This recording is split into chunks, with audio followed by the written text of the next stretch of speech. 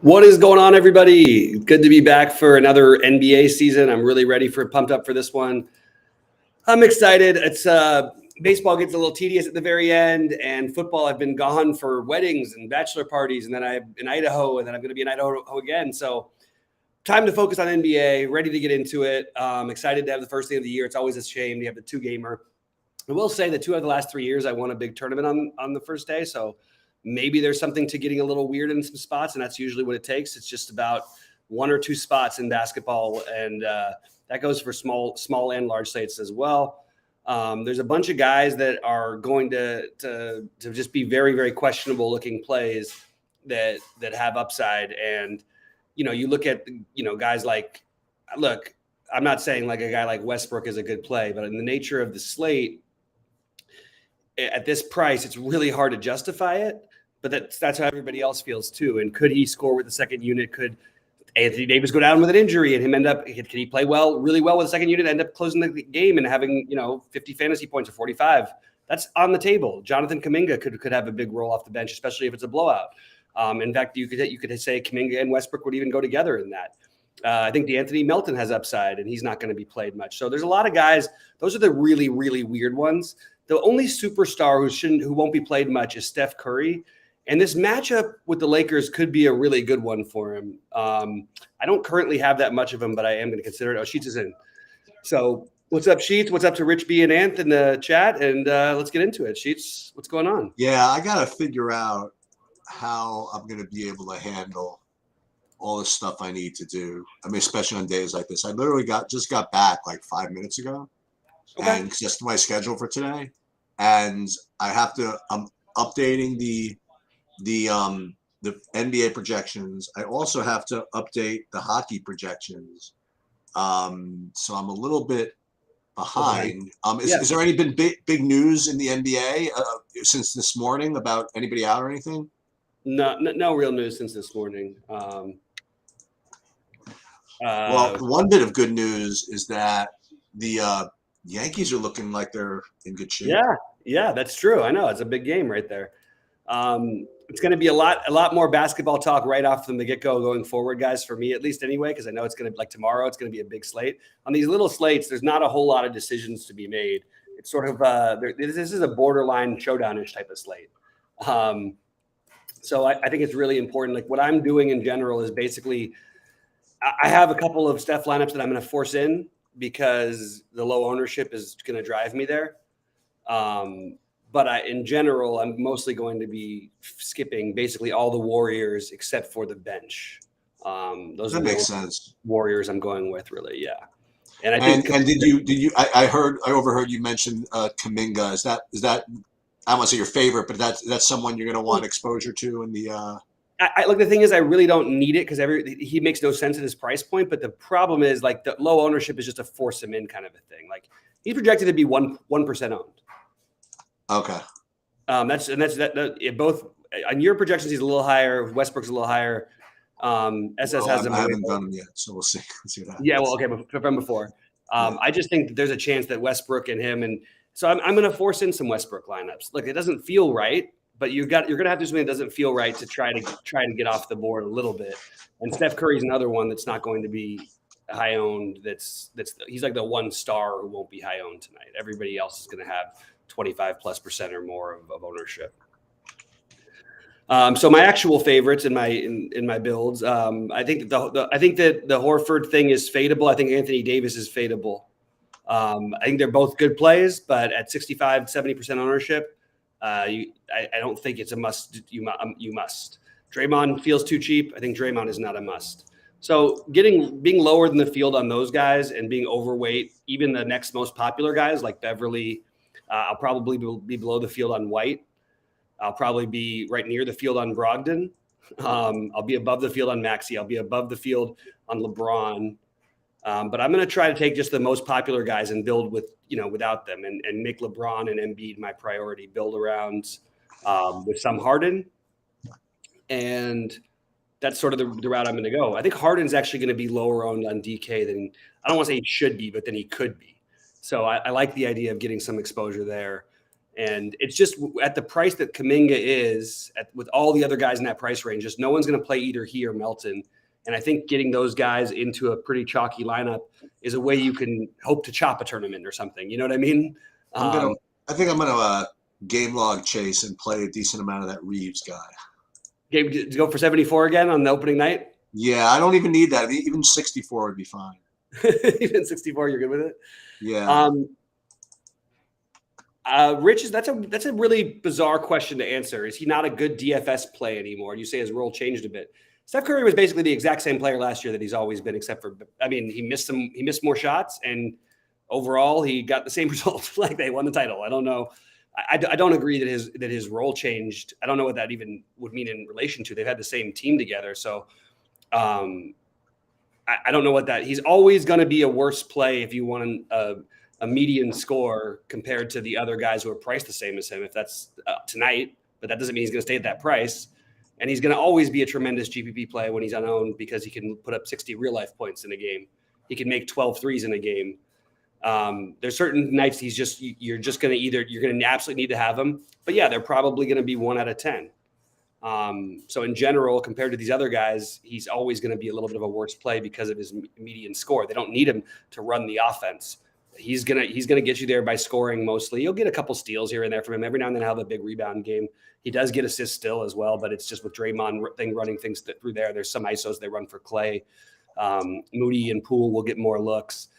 So yeah, I just don't know how to answer the question. It's too broad of a question for me. I just updated the projections, and as you suspected, there's not that much has changed. I still have Kendrick Nunn as the best point per dollar play. I still have his ownership like really high. I have Horford the next best, that his ownership is really high. Trying to think if there's anybody that even the slightest bit lower owned. And one guy I spoke about, Austin Reeves, I only have him at 20% ownership. What about I asked you about this guy earlier. I guess it's just I'm fishing here, but I asked Lonnie Walker. You don't think he's going to be a part of this, right? No, of course he is. Oh, I asked you if they're going to try to develop Lonnie Walker. They're not going to try to develop anybody. They're going to play through LeBron and Anthony Davis. Okay. So they're not. The Lakers are not in the business of developing anybody anymore. So it's just a matter of, will he just get older and better, or what? I don't really know. He's the same as he was last year, and last year he was basically the same type of situation where he's at best the third option, at worst the fifth or sixth best option on his team, which is sort of what he was in San Antonio. So I don't see him as being a whole lot different. Do I think he's probably, excited to play in LA? Sure. I don't know. They certainly aren't going to try to develop him in any. There's nothing to develop. He is what he is, in my opinion, at this point. Right. But I think he's got a higher ceiling, but he's just not going to have a chance to show that on a team where, but he's I don't think he's going to be unowned. I think he's going to be really popular, right? I have him like 20%. That's lower than, would have thought, but. And all these guys are in, right? Well, not in, but Malcolm Brogdon we're expecting to play. Expecting him to, yeah. Okay. Not expecting him to start. Okay. But for whatever that's worth. And I really like the, it could be him starting over White. I'd like to see the starting lineups. I'm a little bit weirded out that they don't release them this early even. Let's see if I missed it. 70. I don't see. Starting lineup. Maybe the Indians should have started Bieber. I don't understand why they didn't. They had the opportunity to. Yeah, I don't know. I was a little surprised by that. Yeah, we don't really have a starting lineup for them yet. I just don't like this. You know what I mean? Because it's opening night, and yes, we can pretty much guess the Celtics are going to have either White or Brogdon starting, and everybody else we know. We think we know. I think we know. Philly, you would imagine it would just be the normal Harden Tucker, but it doesn't need to be. Yeah, it'll be Tucker. That's what it'll be. So it's really just the White and Brogdon thing. But even that, I think it's going to be Brogdon. They made it pretty clear that was what they were going to do before. I just thought, I don't know. It seemed a little. I could see it going either way, but I know it's supposed to be Brogdon. It's supposed to be White who starts. Thanks, Rich. I'm glad because I wasn't trying to be. I'm just trying to figure out how to answer. So in some ways, like the best thing, what I would say about Steph Curry is what he always is he's on large slates the best GPP play because he's always the lowest owned for good reason. But when he gets there, he crushes the other guys usually who are in his price range as long as he's in the 9K range. And for what it's worth, it should be a pretty high scoring night for that. What I missed Banks's question. Oh, power forward. I didn't say I was punting with any power forward from the Celtics, so I don't understand because I never said I'm not especially high on Grant Williams, not especially high on Blake Griffin, and I'm below the field on Horford. So I don't have an answer because I have some of all of those guys, but none of them are priorities for me, and I don't really think you need to. I think Horford's the most obvious one you might need to play, but there's also a way that doesn't work out. He doesn't need to do much while he's on the court. And I don't expect them to overuse him either for what it's worth. I just don't know where those minutes are going to go on this first game of the season. My guess is the projection is the backup minutes basically will go to Grant Williams at that and other positions. But it's strange in this matchup with Embiid because the size, but they don't have somebody else who matches up size-wise with Embiid in any way. Like, I mean, I know what you could say nobody matches up with Embiid, but they don't have a particular other guy who stands out even as a possibility. And so I have Horford as a core play because he's in like half of my lineup. It's still below the field, I think, but he's going to be in half my lineups, and he's projected to be 70% owned almost by some sites anyway. And I just think there's a way it doesn't work, but probably he ges there anyway. Tobias Harris is we know who he is. Completely legitimate play at 5,900. If things go a certain path, he might end up being, he can get himself 40 fantasy points. It's just there's going to be nothing really run for him. You're kind of counting on rebounds and shots, but at his price, of course, he's a guy you want to play. I prefer, at a cheaper price, I prefer Maxey over him, but I think that the field will as well. Yeah, that's where I am. Are you playing FanDuel today? This weird thing. I'm going to click block. What's that? Are you playing FanDuel today? Why are you waving at me? Can you hear me? Yeah, I'm talking to you the whole time. Can you hear me? Yeah. Oh, I don't understand what the problem is. Are you playing FanDuel today? Yeah. Oh, okay. I just couldn't answer you in the middle of trying to answer these people's questions and trying to put a user who is trying to advertise something in blocking them. But yeah, I'm playing FanDuel. Biggest differences on FanDuel to me. Let me just double check my notes here. I had a few guys on there on my different priority core lists over there. So I'll take a quick look at the value. Oh, Jordan Poole, I think, is more reasonable on FanDuel. Then again, remember you're not getting 3-point bonus, so it's probably not as good as it looks. I think Jaylen Brown is a better play on FanDuel than he is on DraftKings. I think Embiid gets crazy ownership because of his he's 10-7. So I think not playing Embiid is an interesting route. He's probably going to be, I don't know, 75% owned. At least in the big buy-in stuff he will be, and the other stuff will probably be like more like 65. So I don't mind the idea if you want to try to fade Embiid, but that's I guess the biggest things. I think LeBron will get lower ownership on FanDuel, making him, you could argue, a worse GPP player or a better GPP play, depending on which side you're arguing on. I like him a lot still on FanDuel. I like Anthony Davis much less on FanDuel, even though the blocks and steals obviously add up in a much bigger way over there. The 10-1 price, I think once I'm there, I probably just want Embiid instead. If I'm going to spend that much up, if I'm not going to play Embiid, I don't want to turn and play Anthony Davis at almost the same price. Yeah. I don't think I'm getting Kendrick Nunn on FanDuel. Yeah. Yeah, the value is a little less necessary. Oddly enough, Lonnie Walker will be much more popular on FanDuel because of the way the pricing is. And he'll be more popular than Reeves by a lot because they're the same price over there, where he's a lot more on DraftKings. A couple other looks at some other guys who are going to be a little higher owned on FanDuel. than they are on DK. That's not right. Okay, let's do that. Yeah, Embiid, Lonnie Walker, Andrew Wiggins will be much more popular on FanDuel. It's a position thing.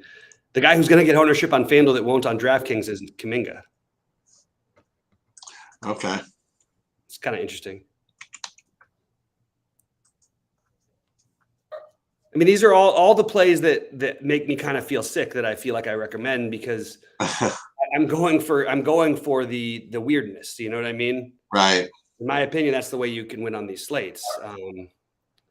It was Jared Allen off the bench 2 years ago for the Nets that won me the first. I won the first week night of the year that night because he was 4% owned because they started DeAndre Jordan for some crazy reason, and he scored the most fantasy points of any player.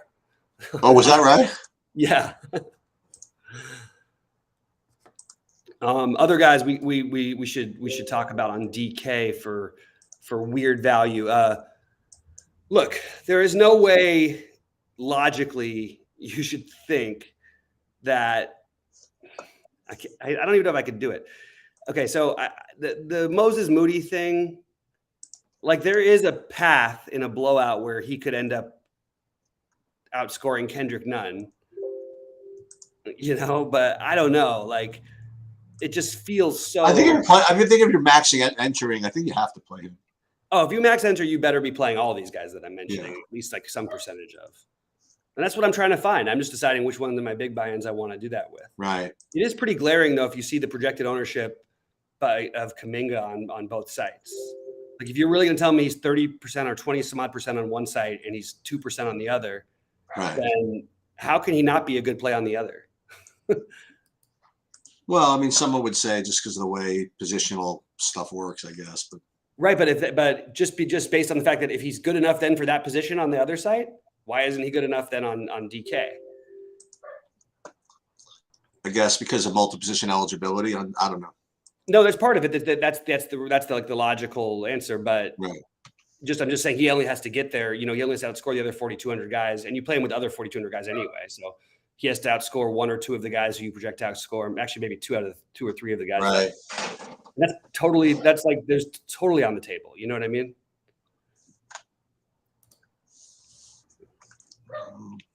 What's up to Justin? I think we answered every other question. So pop in any more if you get there. I'm going to be out of here at the top of the hour, so I can finish my actual builds, and hopefully we'll have a starting lineup. Not that it's going to make a huge difference. With which one? It might. The only thing is, like, if the Celtics somehow started Brogdon instead of Derek White, but I don't think they're going to do that. Well, for those of you who wanted the late hockey projections as close to lock as possible, you're going to get them. Literally can't do any better than this. So it's 7:00 post time. They're going up at 6:50. So there you have it. Oh, I have another take about the season that I think is important. Sure. The cool stuff sheets. So I feel like you could get behind me on this. I think the over-unders are going to be way too high. I think the totals are going to be way too high for a while. I think it's going to take at least a minute to catch up because they're betting on high totals already right off the bat, and you have teams that are absolutely not going to be in top form. Teams that are playing, they're like we said, I don't expect anybody from Golden State to play necessarily more than 28 minutes unless the game is really tight, like in the last couple minutes. And I think that teams are going to be fiddling around with their, trying to find themselves. And I think there's going to be a lot of tanking teams. Obviously, that's not the case of the teams tonight yet. Right. I mean, it won't happen. It won't really happen with any of these teams. But there's just going to be a lot of. I just think the unders are going to be dominant at the beginning of the season. That's interesting. And it actually has happened quite a bit. And it's, by the way, you know what it really happens in now without the players playing in the preseason is football. The over under. The unders have been just crushing this year. Well, I want to ask you about that. I know we're in basketball mode. I meant to ask you about that today. Why do you think that scoring is down this year in the NFL? It is. No, why do you think it is? Honestly, I can just tell you the football looks worse. I think they're letting people get away with more defensively, a little more physical aggressiveness. And I think that teams were unprepared to start the season, and the quarterbacks look really lost. And I think a lot of teams are sort of not tanking, but they're not like the Bears don't give Justin Fields anything to work with, and they say, oh, he's young, he's going to take him years anyway, so they're not going to make that big. They don't need a big signing, or they get rid of any experienced receiver like Robinson. I just think there's a lot of situations like that. So you don't think there's anything like macro based, like maybe the defenses have caught up to what the offenses have been doing over the last couple of years or something? I think there's some of that, but it's partly because the offenses aren't executing it well enough, in my opinion. It's because the advantages are still on the offensive side, but I mean it's still a very quarterback friendly game. It's just they are letting a little more hits. And by the way, they're not calling high hits on quarterbacks nearly as much as they did before. Anything that was happening at all, people were laying up, and now there's just more guys getting hit, and there's more guys getting hurt. Hey, our guy Kobe is back. He's back for NBA. Let's go, man. Let's do it. Huge slate tomorrow. It's going to be wild. Tomorrow, tonight's the night. Get really weird with it. Opening night, and it's a 2-gamer.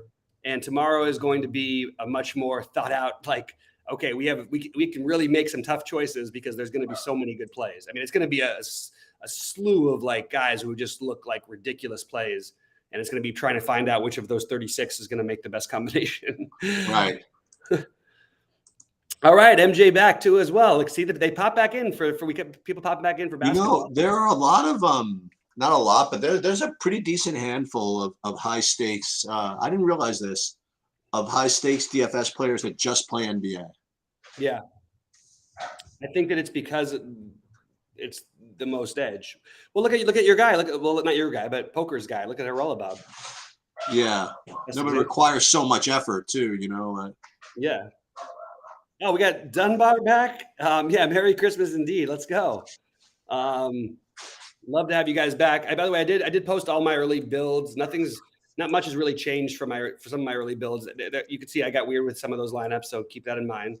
I think I'm currently out of my 30 some odd lineups, I'm playing like 20% Russell Westbrook, which is weird. Just trying to find some ways to get different today. But yeah, it should be a fun season, guys. We're really happy to have you back. Pop in any questions or thoughts, because it's one of those slates to get weird with. And I went through all the guys who I liked to get weird with, but I'm sure there's a few other ones you guys could include that I maybe didn't talk about. One of them is Damian Jones. The Lakers are probably going to start AD. They said they were going to do it before. If they change their mind, now this is not the team you change your mind against, but if they change their mind, they start what's his name on the other side? Wiseman. I could see them considering starting Damian Jones. I also could see Juan Toscano-Anderson take his job from Lonnie Walker, even though they said that's probably not what's going to happen. I just think you don't really know. There's a lot of like BS talk before the season, and the weird part is these guys like I just mentioned Juan Toscano-Anderson. Juan Toscano-Anderson wouldn't surprise me if he played like 2 minutes tonight. Okay. And it wouldn't surprise me if he ends up playing like the whole second half after having a good first half, and they struggle with him off the court. I really wouldn't be surprised by any of this stuff. I just think there's a huge range of outcomes for an opening day slate, especially on a Laker team where all these value guys who are going to get played like Walker, Nunn, Beverly, none of them are guaranteed to stay in the game when it matters. And the Lakers, oddly enough, even with their injury history outside of Davis, I don't think anybody's getting protected tonight. I think anybody who's playing well is going to be on the court the most at the end of the game. Obviously, we know LeBron and AD will both be on the court at the end of the game. But that's, it could be Juan Toscano-Anderson with those guys. It could be Russell Westbrook with those guys. It's planned to be anyway with Westbrook closing too. But it could be Kendrick Nunn. It could be Damian Jones. Like, it really could be. It's just a really weird. That's what's sort of fun about it for the multi-entry, factor. And I probably should have just played the 150, because that's all of my ideas today. I don't feel comfortable clicking the button in like the 333, but I feel very comfortable clicking it for $5. Like, right. A few times,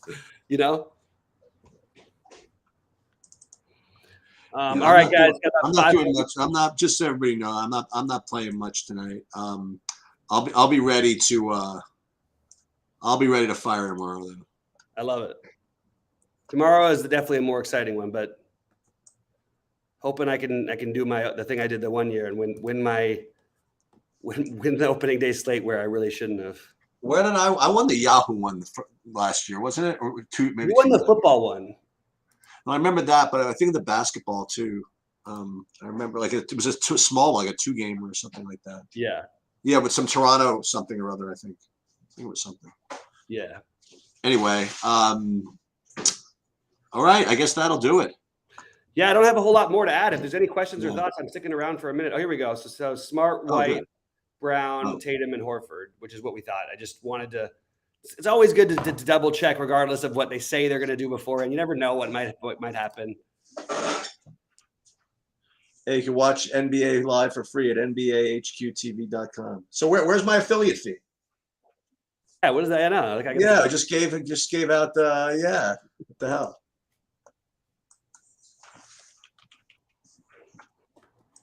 You didn't play the baseball slate, did you? There was. I couldn't, like, when I looked, there was no 2-gamer. All the real. There was. Was it like a good tournament at any point? There was a 2-gamer today. I played it. I actually have both pitchers in the 8 o'clock game. Oh, okay. Which is good. I mean, Cortez only ended up with like 13 points, and the Cleveland guy, God knows what he ended up doing. So we'll see. Yeah. We'll see what happens. Yeah.